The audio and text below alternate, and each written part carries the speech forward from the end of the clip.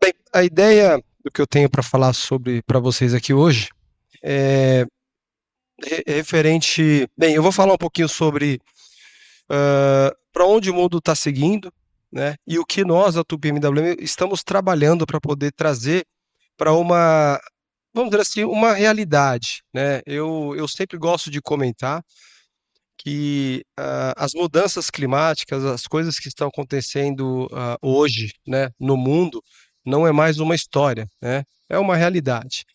A gente está vendo aí as chuvas torrenciais, aumento de temperatura, derretimento de geleiras, e hoje passou de ser um marketing, né, e passou a ser realmente uma realidade, aonde nós, né, quando eu falo nós, eu não estou falando do PMWM, nós, empresas privadas ou públicas que temos realmente força de fazer uma mudança real e global, temos que ter ações, né, e essas ações têm que ser factíveis. Então, eu vou falar um pouquinho para vocês rapidamente quem que é aqui a Tupi MWM, e aí a gente vai entrar em algumas ações que nós já estamos trabalhando, algumas são realidades, outras são projetos em andamento, mas o foco sempre é trazer algo factível e um ponto muito importante que eu gosto de comentar todos também, assim, sendo nu e cru na informação.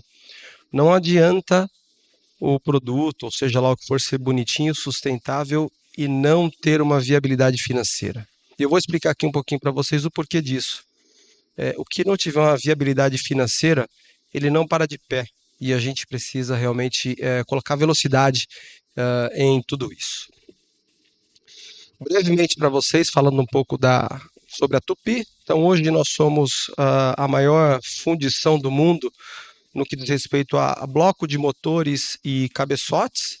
Somos uma empresa próximo de 12 bilhões de faturamento, pouco mais de 21 mil colaboradores. Temos aí 70% hoje do nosso mercado é para exportação e atualmente temos 6 plantas, dentre essas 6, 3 no Brasil. Temos 6 plantas e 3 no Brasil, uma unidade em Joinville, uma unidade em São Paulo e outra unidade em Minas Gerais, né? Hoje a Tupi ela adquiriu a MWM Motores, né, desde 2022, ao final de 2022, e foi uma fusão realmente estratégica com foco em descarbonização e soluções viáveis para que realmente a gente possa trazer uma condição favorável para o nosso planeta, utilizando o produto que nós temos. Né? Então, é muito engraçado, porque alguns fóruns, algumas conversas que eu tenho, né, as pessoas falam, mas como é que a Tupi MWM vai fazer alguma coisa que traga benefício, né? Vocês são fabricantes de blocos de motores, fabricantes de motores a diesel, e aqui vocês vão entender uma série de soluções totalmente viável para esse mercado e que a gente vem seguindo, né?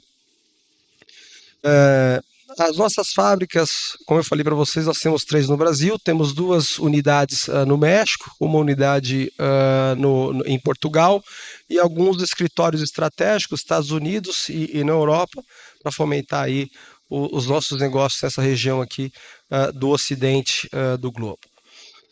Rapidamente a história da MWM para vocês. Nós somos uma empresa que nasceu em 1883, juntamente com a Mercedes-Benz, a Benz Company. Quando o Core Benz funda a Benz Company, nós éramos ali a fábrica de motores. Isso até 2022, quando aconteceu aí a fundação da MWM, como uma separação aí do grupo, nasce a MWM, que significa o MWM Motores Fabricados em Mannheim, traduzindo do alemão aí para o português. Em 1953, o grupo vem para o Brasil, ali no pós-guerra, né? Então, a maioria das empresas alemãs acaba vindo para o Brasil, como exemplo a Volkswagen, inclusive veio no mesmo ano, pela situação de pós-guerra, e a MWM ela resolveu trazer toda o seu benefício, né, toda a sua experiência, expertise tecnológica, né? E isso mantém-se até hoje. Nós temos hoje o centro tecnológico, o maior e mais avançado da América Latina, onde a gente consegue realmente fazer aí uma série de trabalhos, experiências de P&D e que acaba nos ajudando a trazer para o mercado soluções viáveis, principalmente no que diz respeito à descarbonização. Nós também hoje somos fabricantes de geradores desde 2019. Hoje nós somos aí o maior fabricante de geradores do país. E como eu comentei para vocês, em 2022 nós fomos adquiridos pela Tupy, que ajudou a fomentar todo esse trabalho que a gente já vinha iniciando aí com MWM. Mas vamos ao tema, né? Por que a gente vem trabalhando nisso, né? A gente precisa falar de alguns fundamentos sólidos, né?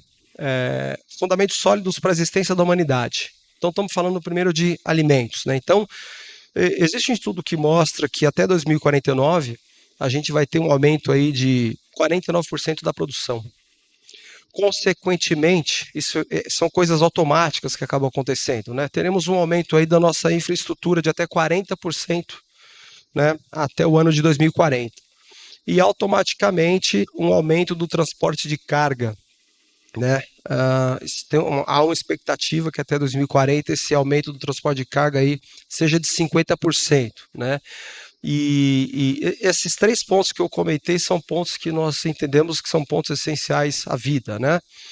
E aqui tem alguns dados que são muito interessantes. Até o Yoshio isso, comentou aqui, né, sobre os 10% das pessoas mais ricas, né, produzem aí 50% do carbono. Isso é uma realidade dimensionada. Se a gente olhar essa configuração aqui, vocês vão identificar que os países mais ricos realmente são os países que têm a emissão maior de carbono. E os países, assim, numa média geral, né? E os países mais pobres aí têm uma condição aí menor de produção de carbono. Mas, infelizmente ou felizmente, isso aqui é a expectativa de vida. Quando a gente tem um país rico, né, sustentável, que tem saúde, que tem alimentação, que tem riqueza, esses países eles trazem uma maior expectativa de vida para a população. Então, em teoria, quanto mais carbono, mais vida, né? Em teoria. Mas na verdade, em teoria, quanto mais expectativa de vida, quanto mais qualidade de vida, isso é importante para a nossa nação. Mas a gente não pode esquecer que esse caminho está nos levando aí ao fim, né? Então, é onde a gente entra aí olhando todo esse cenário de crescimento, né? 70% da população aí em 2040 vai estar indo para cidades, né? A gente vai ter um aumento de crescimento per capita de 70%, ou seja, são crescimentos que vão trazer aí uma expectativa de 30% de aumento de energia, do consumo de energia. Quanto mais energia, mais carbono. E o que a gente tem que fazer, né? O que nós, empresas sólidas, tem que fazer? Qual que é o nosso desafio? A gente precisa trazer soluções econômicas, limpas e viáveis e que não tire a nossa condição de ignição de vida. E aí entrou, né, realmente todas as nossas atividades, que é focar para que a gente continue tendo alimentação digna, moradia segura, transporte econômico, né, saneamento básico, água, condições dignas de sobrevivência. E um pilar importante para tudo isso é realmente a gente focar, primeiramente, né, dentro dos nossos pilares de descarbonização, energia, eficiência energética, ou seja, a gente expandir o uso, né, de soluções disponíveis e melhorá-las. Eu vou comentar para vocês aqui alguns exemplos. Focar em biocombustíveis, né, a gente utilizar, ter equipamentos que utilizem a bioenergia, né, e desenvolver energias disponíveis que são desperdiçadas. Pesquisa e inovação, né, trabalhar para desenvolver, né, soluções que realmente tragam benefícios e não diminua a nossa dignidade e expectativa de vida, né? Falando um pouquinho aqui da parte de eficiência energética, um exemplo assim muito legal que eu gosto sempre de comentar. Aqui a gente tem um mapa, né, consumo veicular, uma média, né, veículo e caminhão. Aqui é o consumo, né, litros a cada 100 quilômetros de rodagem. Se a gente pegar 20 anos, nós temos um cenário. Quando a gente vai ali para o consumo médio hoje, se vocês verificarem, existe uma melhoria. E existe uma tendência, né, de melhoria ainda maior com algumas práticas melhoradas. Com esse slide aqui, isso aqui a gente está falando ali de carros e caminhões, serve a mesma coisa para máquinas e equipamentos, né, a gente tem atividades focadas para isso também. O que eu quero mostrar para vocês? A gente não pode demonizar o diesel. O que a gente tem que fazer? Trazer campanhas e trabalho para poder melhorar o que a gente tem hoje, tá? Então, quando a gente fala, por exemplo, de um diesel Euro 6, comparando-se, por exemplo, com diesel Euro 2 que tem por aí, Euro 3, né, uma quantidade imensa que existe hoje no mercado brasileiro, é extremamente poluidor. Então, o fato da gente tomar uma ação e trazer esse mercado, por exemplo, trabalho político, governamental claro, e privado, né, para trazer soluções viáveis para que a gente possa mudar essa frota, o caminho está aqui. Né? A gente tem prova mostrando que os produtos são mais eficientes, então é começar por aí. Então, assim, não é uma mudança drástica, né? Vamos virar tudo para elétrico, vamos virar tudo para biometano, vamos virar tudo para hidrogênio. A gente tem que buscar soluções viáveis, que vai trazer benefício para todos e que façam acontecer, que tenha realidade, né? Claro, a gente tem que é incoerente, né? Rápido e devagar. Uma das soluções que nós desenvolvemos com foco realmente na combustão, temos aí o nosso bloco Ultralight Iron. Ele é um bloco em aço, né, em ferro, com o objetivo de estar substituindo blocos em alumínio. O bloco de alumínio ele tem aí uma pegada de carbono elevadíssima, né, pela condição de extração da bauxita e tudo mais. Então, comparando-se com esse bloco, né, fazendo um comparativo direto, a gente tem aí uma emissão de carbono 50% menor comparado com o CO2, né, comparado com o alumínio. Um peso menor do que o alumínio. Nós temos aí menor ruído, menor vibração, né, menor custo, então tem 25% menor. Isso aqui é um tipo de solução que a gente trabalha muito e fomenta, que traz sustentabilidade e para de pé. Né? Então, é o tipo de situação que muitas vezes passa limpo na visão das pessoas. Então, o foco está olhando assim numa alternativa que muitas vezes, aparentemente, ela é viável, sustentável, e no final de uma conta ali acaba não sendo. Outro trabalho que nós estamos... o bloco é um produto que nós já temos no mercado, e o outro trabalho que nós estamos em grande evolução é o motor de combustão interna a hidrogênio. Hoje nós temos um cenário ainda para o hidrogênio caro, né? A gente entende que por enquanto a curto, médio prazo, ele não é uma solução barata, mas é um trabalho que a gente está fazendo porque entendemos que isso vai se tornar uma realidade do futuro, né? O hidrogênio a gente tem abundância, é necessário ter um trabalho focado em hidrogênio e é um trabalho que hoje nós estamos executando aí dentro dos nossos centros tecnológicos. E motor etanol. O etanol, ele, algumas décadas atrás, ele não tinha tanta força, não tinha tanto... vamos dizer assim, os outros combustíveis, diesel e gasolina, né? Eles tinham muita força, então não existia realmente uma força do governo ou das entidades para focar nesse nicho de negócio. Hoje é realmente um atrativo, é algo que traz uma pegada, uma redução de carbono realmente espetacular. Hoje nós estamos na finalização do desenvolvimento de um motor etanol focado para equipamentos agrícolas, né? Então, hoje, dentro de uma circularidade que algumas usinas produtoras, né, de etanol de cana-de-açúcar estão eliminando 100% a emissão, né, o uso de diesel, combustíveis que têm excesso de carbono em suas operações, e o etanol veio para fechar a conta. Então, é um produto que nós, a princípio, estamos atuando para o caminho agrícola. Existem estudos para entender se existe alternativas para a gente aplicar em outros equipamentos, e fazendo sentido, por que não a gente trazer também outras aplicações usando o motor etanol para o mercado. E claro, são produtos, como a gente tem todo o ferramental de desenvolvimento, produtos que a gente consegue trazer economia de combustível, economia na fabricação e realmente agregando aí um grande valor no que se diz respeito à pegada, à redução da emissão de carbono. E os motores biogás, biometano e gás natural.